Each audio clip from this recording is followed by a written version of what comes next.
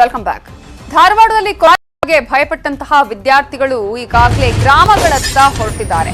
ಗೌರಿಶಂಕರ ವಿದ್ಯಾರ್ಥಿ ನಿಲಯದ ವಿದ್ಯಾರ್ಥಿಗಳು ತಮ್ಮ ಗೂಡಿನತ್ತ ಮರಳಿ ಈಗ ಸೇರ್ಕೊಳ್ಬೇಕು ಅಂತ ಹೇಳಿ ಈ ಒಂದು ಕೊರೋನಾ ಸಹವಾಸವೇ ಬೇಡ ಅಂತ ಹೇಳಿ ಭಯಪಟ್ಟು ವಿದ್ಯಾರ್ಥಿಗಳು ಗ್ರಾಮಗಳತ್ತ ಹೊರಟಿದ್ದಾರೆ. 2 ದಿನದ ಹಿಂದೆ 150 ವಿದ್ಯಾರ್ಥಿಗಳಿಗೆ ಟೆಸ್ಟ್ ಮಾಡಲಾಗಿತ್ತು. ಇವತ್ತು ಕೂಡ ಕೊರೋನಾ ಟೆಸ್ಟ್ ಮಾಡ್ತಾ ಇದೆ ಆರೋಗ್ಯ ಇಲಾಖೆ. ಟೆಸ್ಟ್ ಮಾಡಿಸಿಕೊಂಡು ಈಗ ವಿದ್ಯಾರ್ಥಿಗಳು ತಮ್ಮ ತಮ್ಮ ಮನೆಗಳತ್ತ ಹೊರಟಿದ್ದಾರೆ. ಧಾರವಾಡದಲ್ಲಿ ವಿದ್ಯಾರ್ಥಿಗಳಿಗೆ ಆತಂಕ ನಿರ್ಮಾಣ ಆಗಿದೆ. ಯಾಕಂದ್ರೆ ಏನಾಗುತ್ತೋ ಏನೋ ಗೊತ್ತಿಲ್ಲ, ಒಂದ್ಸಲ ಮನೆ ಹೋಗಿ ಸೇರ್ಕೊಂಡ್ ಬಿಡೋಣ, ಯಾಕಂದ್ರೆ ಇಲ್ಲಿ ಇದ್ರೆ ಇನ್ನೇನಾಗುತ್ತೋ, ನಮಗೂ ಕೂಡ ಕೊರೋನಾ ಬರುತ್ತೋ ಅನ್ನುವಂತಹ ಆತಂಕ ಇದೆ.